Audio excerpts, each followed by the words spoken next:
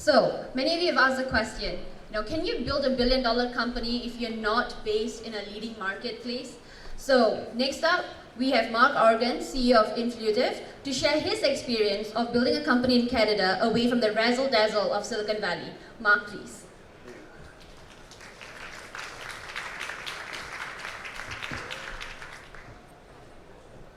Awesome! How are you guys feeling today? Yeah, I know it's hard to get a rise in this crowd, but don't worry, we're going to bring the energy today. My name is Mark Organ. Today I am so excited to be back here in Singapore and at Echelon. We're going to focus on how to build your multi-billion-dollar category creating startup right here in Southeast Asia. How does that sound? Is that what we want to learn about today? Yeah, let's go. But before we're going to go there, we're going to go and oh no, it's a unicorn. The unicorn. So much chatter these days about these legendary beings. Who here has one? Does everyone want one of these things?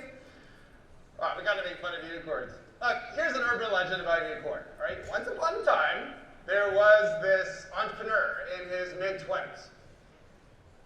And he built this marketing software company from nothing. Got it to about $20 million annual recurring revenue, 165 people around the world.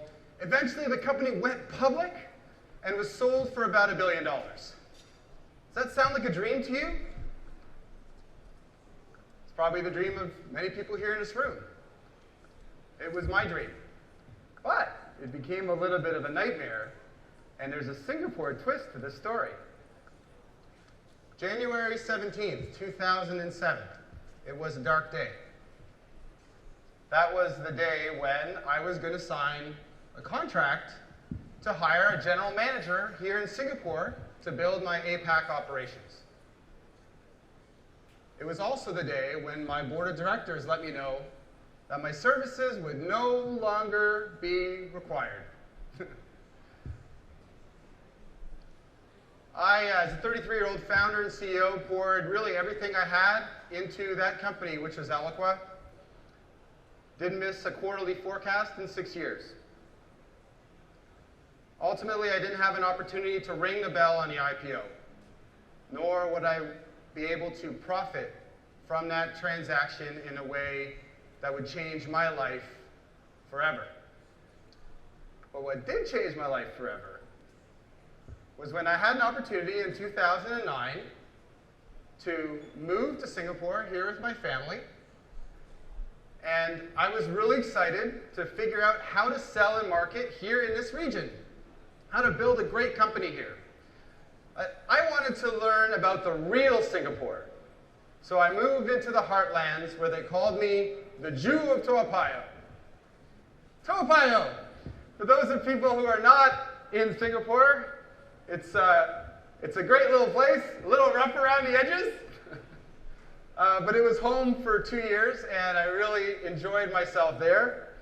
There's lots of interesting scenery, the height of Singapore fashion. I spared you the uncles who roll their singlets up. Lots of interesting things to smell. Did manage, even as an Ang Mo, to develop a taste for durian. Spent a lot of time in pretty buildings like the Ministry of Manpower. Those of you that are foreigners are familiar with this and probably spent too much time there. Did go back on Sunday. I found my favorite laksa stall was still there. I'd probably come all the way back here just for that laksa. Dismayed to find out the chicken rice is now $2.80. What's this country coming to? $2.80 for chicken rice. It's crazy. Anyway, I had a good time here. I spent much time consulting in and around the region. I invested in some companies. I joined some boards. I tried to build my current project here in Singapore, but back then, 2009, 2010, I wasn't able, perhaps as a foreigner, to attract the right kind of talent to build my company. I think the situation is really different today. So I went back to my native Toronto, back into the cold, where I had an opportunity to build my current project, which is Influitive. Okay, Influitive is a category-creating company in the advocate marketing space. It's really taking off. It's going to be a big, big deal. It's going to affect everyone's lives right here in this room. Okay, so unicorn. Everyone knows what a unicorn is, right? right? It's a billion-dollar company. It's supposed to be really rare. That's why it's a unicorn. They seem to be proliferating everywhere. It's like a rabbit unicorn. How about this? Dragon. Do you know what a dragon is? On the topic of mythical beasts. It's a single investment that returns an entire venture capital fund. Now that really is rare and valuable. My co-presenter, Dave McClure, an investor, has a whole taxonomy of magical equine investments. Okay? Not only the unicorns, but the $100 million centaurs and the $10 million cute little My Little Ponies. So what happens if you sell your company for $60 million? Is that like a hexapony? We call it. Okay, so I'm going to introduce to you a brand new mythical being. Behold, this is Princess Celestia. Princess Celestia is the benevolent dictator of Equestria, and she's got a number of disruptive innovations. Everything from the magical flowing mane to the sparkly tail, that magic horn, the ability to fly. She is an entirely new category of horse. And what a better way to describe the category-creating startup. Not just creating that unicorn, but an entire ecosystem of companies that follow in her wake. And that was what Eloqua was. Eloqua was a Celestia. Not just a unicorn, but there was at least 2 other unicorns and 6 centaurs and countless My Little Ponies that came in her wake in the automated demand gen space and eventually became the cloud-based marketing automation space. So why would you want to go and create one of these things? It is hard work, I'm not going to lie to you. I think it's probably a little bit easier to go and build a category entrant. Just take something that's working and make it a little bit better. So why would you want to go and create a Celestia? Well, for one really big reason. Not only is it an amazing way to change your life, but profoundly impact the lives of everyone around you, your region, and in fact, the entire world. So, if you are building a Celestia, a category-defining startup, every unit of growth that you generate, every extra dollar of revenue generates a multiplier effect in valuation. 5 times increase in valuation for every dollar of growth. That's true both in a public market and in a private market. Now take a look at this. Really interesting. So Tesla, one of my favorite category creators, if you take a look at its market cap on a unit sold basis, it absolutely dwarfs the entire automotive industry. So what's happening here? Well, clearly investors are speaking and saying, basically, everyone here is going to be driving a Tesla in the years ahead. So does this have you pretty excited? Who wants to go and build one of these things? There's prizes for you. Okay, and if anyone's excited to build a category creator, stand up and say yeah. Stand up and say yeah. There's prizes. I'm serious. There's prizes. All right, here we go. There we go. We got Lestia's over here. Come on, there we go. You got to stand up for him. Here we go. All right. Hey, awesome. I can't throw him that far. Okay. All right, nice catch. Awesome. How are we doing? Is this working for you? All right, so look, I don't want to intimidate you too much, okay? Even a great Celestia can have really humble beginnings. So I'm going to talk you through the story of Eloqua and where it came from. So this is where Eloqua started from. Okay, it's a proactive chat system. Hey, do you think Zopim was the first? It's not. That's a 20-year-old category. So it just started as a system to connect sales reps with prospects over a website.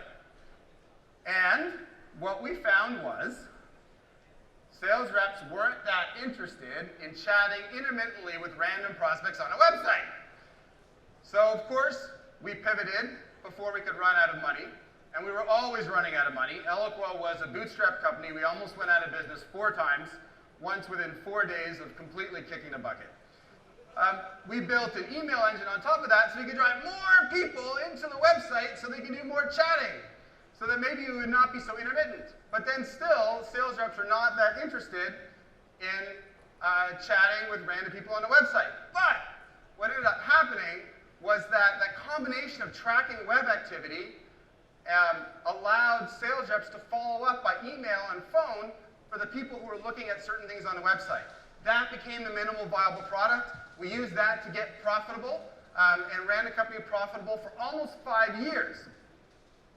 Then we went and put an automation engine on top of this. You're seeing this is not rocket science here, right?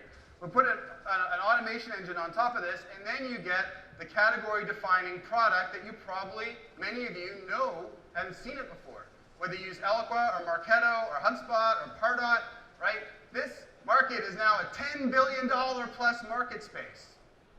Now, us and our followers had so much success flooding the world's email boxes with our email that it paved the way for the creation of the project I'm working on now, which is Influitive. Influitive is actually today officially a centaur. We are creating a category around advocate marketing. And so the idea here is that prospects are a lot more excited to talk to their knowledgeable peers, both online or offline, that interact with email or spend a lot of time on corporate websites. So what we're doing is we're making it easy for marketers to surround buyers with social proof, generating the referrals and references, case studies, videos, online reviews, testimonials, social buzz. That's so important for converting prospects today. We make it fun and easy and really rewarding for advocates, and that's kind of our, I think, unique insight into advocate marketing. I think there's lots of room for those people here who want to be category entrant to get into the space, and I welcome you into it. Okay, so I spent a bunch of time when I was in Singapore thinking about categories, and where do they come from? How do we make them? So this is my definition. It's not from a textbook anywhere, but my definition of a category is that for a distinct segment of the population, it is a transformational experience, a revolutionary business model, and it's all driven by disruptive forces.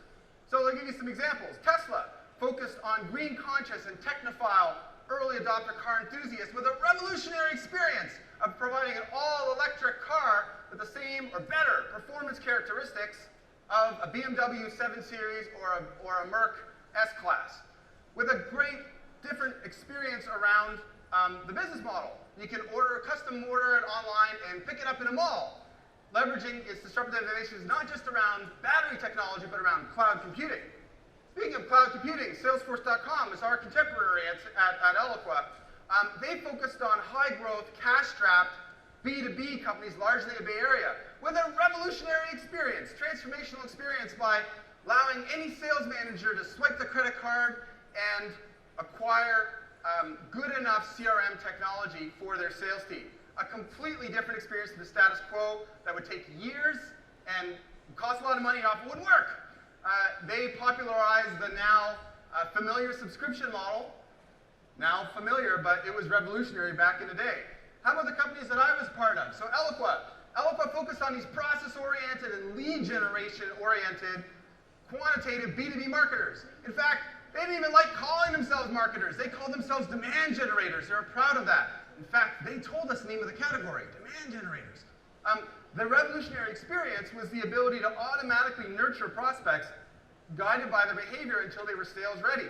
Also a great experience for the prospects as well, that weren't being accosted all the time by sales reps.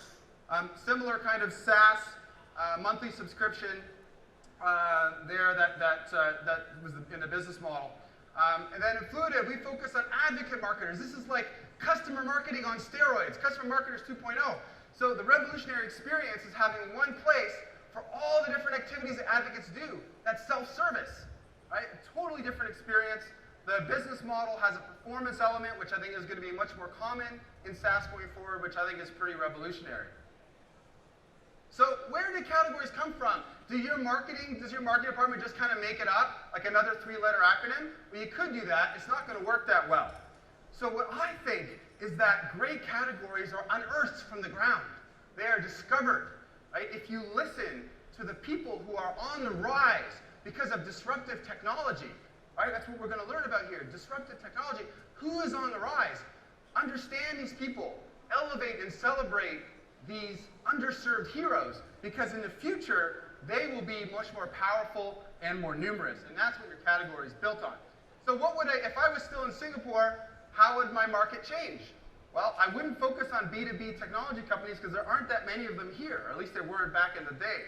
I would have focused on game developers, particularly in Indonesia. There's lots of them, they're growing really fast, and they have a big discoverability problem.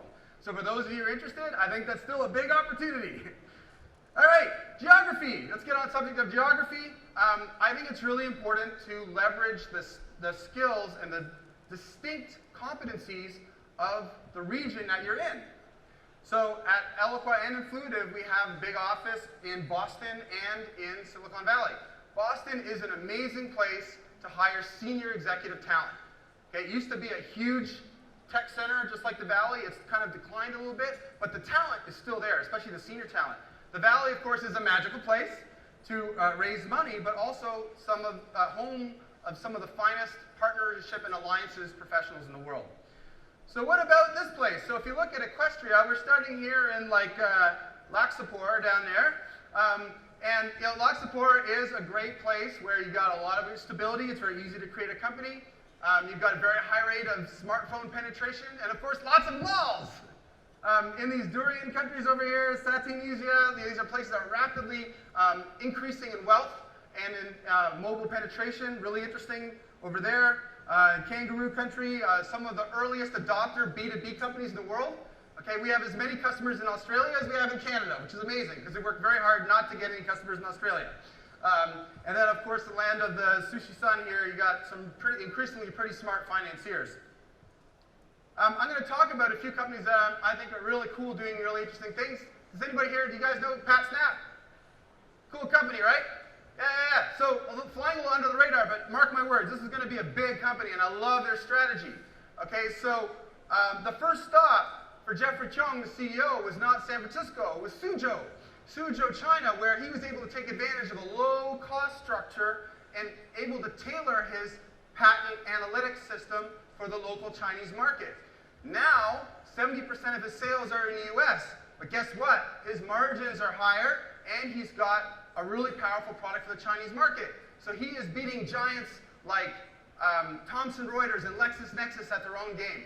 Really, really interesting, like a made-in-Asia success story. It might take a little bit longer, but I think this has a chance to be a billion-dollar play. Xiaomi, building one of the most valuable companies in the world, right? Before going to the US, their first stop is to try to tackle the Indian market. That's hard. If you're able to sell stuff in India scalably, you can probably sell anywhere. And finally, a great story that I love about Dr. V. So Dr. V asked himself a very profound question. He asked, what is similar between the process of making McDonald's Big Macs and cataract surgery? Question that most people ask themselves one time in their life. So he asked himself that question, and he said, wouldn't it be amazing if I was able to do cataract surgery just like a standard process like McDonald's? And so he's built one of the most effective systems in the world for doing cataracts, 2% of the cost of the UK, 10% of the complication rate, and that's with giving 1/3 of all of his capacity to the Indian poor.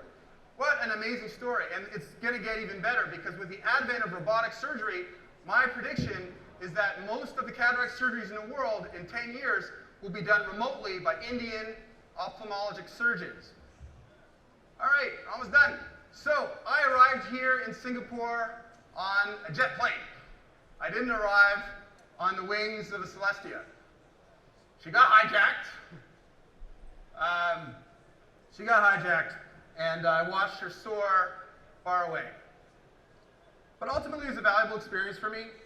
I had a chance to codify my model of how to build a category-defining startup. What is a category? Okay, it all starts by understanding disruptive innovation and who's on the rise. Betting on those people, elevating them, celebrating those people, giving them a transformational experience through a revolutionary business model about taking advantage of all the different resources that you have in your region. So here at Echelon in the next 2 days, the seeds of many new Celestias will be formed. And I believe that several will be born. And I look forward to celebrating them with you in the years ahead. Thank you very much.